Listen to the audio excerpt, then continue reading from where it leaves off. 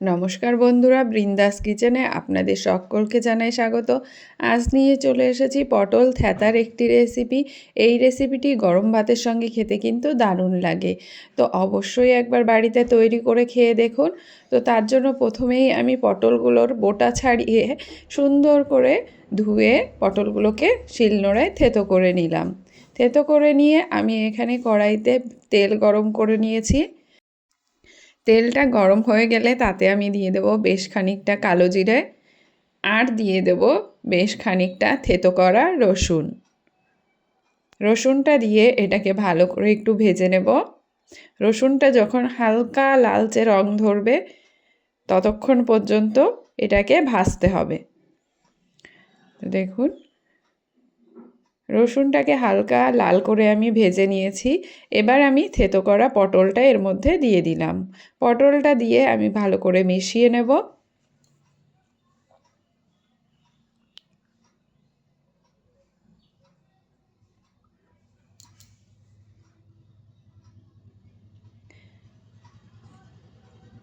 পটলটা ভালো করে মেশানো হয়ে গেছে। এবার আমি এতে দিয়ে দেব পরিমাণ মতন হলুদ আর দিয়ে দেব স্বাদ মতো লবণ।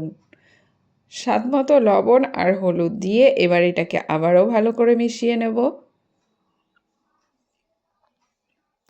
মিশিয়ে এটাকে আমি সামান্য একটু রান্না করে নেব। দেখবেন এর থেকে কিন্তু লবণ দেওয়ার ফলে হালকা একটু জল ছাড়বে, আর এই জলেই পটলটা কিন্তু রান্না হয়ে যাবে। এই দেখুন হালকা জল ছেড়েছে। এই সময় আমি এতে দিয়ে দিলাম বেশ খানিকটা চেরা কাঁচা লঙ্কা। এই রান্নাটা কিন্তু ঝাল ঝাল খেতেই ভালো লাগে, তাই চেষ্টা করবেন ঝালের মাত্রাটা একটু বেশি দিতে। তবে আপনারা যা ঝাল খান সেই হিসাবেই কাঁচা লঙ্কাটা দেবেন। তো কাঁচা লঙ্কাটা দিয়ে এটাকে আরেকটু রান্না করে নেব। তো বাড়িতে কিন্তু একবার অবশ্যই পটলের এই রেসিপিটা করে খেয়ে দেখুন। গরম ভাতের সঙ্গে খেতে কিন্তু এটা দুর্দান্ত লাগে। রোজ রোজ পটল খেয়ে বোর হয়ে গিয়ে থাকলে অবশ্যই একবার পটলের এই রেসিপিটি ট্রাই করে দেখুন। আশা করছি আপনাদের সকলের খুবই ভালো লাগবে।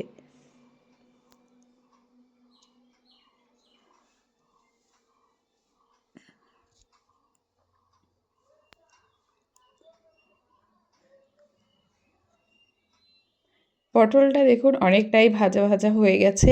এই সময় আমি এতে দিয়ে দেব সামান্য একটু চিনি। চিনিটা দিলে এটা খেতে কিন্তু ভালো লাগবে।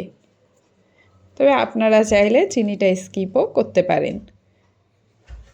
চিনিটা দিয়ে হালকা একটু মিশিয়ে নিয়ে এতে আমি দিয়ে দেব আগে থেকে গুলে রাখা চালের গুঁড়ো।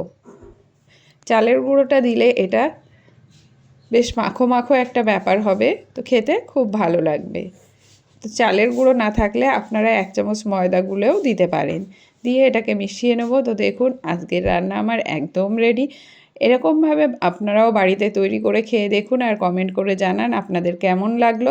রেসিপি ভালো লাগলে অবশ্যই লাইক শেয়ার করে চ্যানেলটিকে সাবস্ক্রাইব করে পাশে থাকা বেল আইকনটি প্রেস করতে কিন্তু একদম ভুলবেন না। দেখা হবে আরেকটি নতুন রেসিপির সঙ্গে। ততক্ষণের জন্য সকলে ভালো থাকবেন, সুস্থ থাকবেন। টাটা।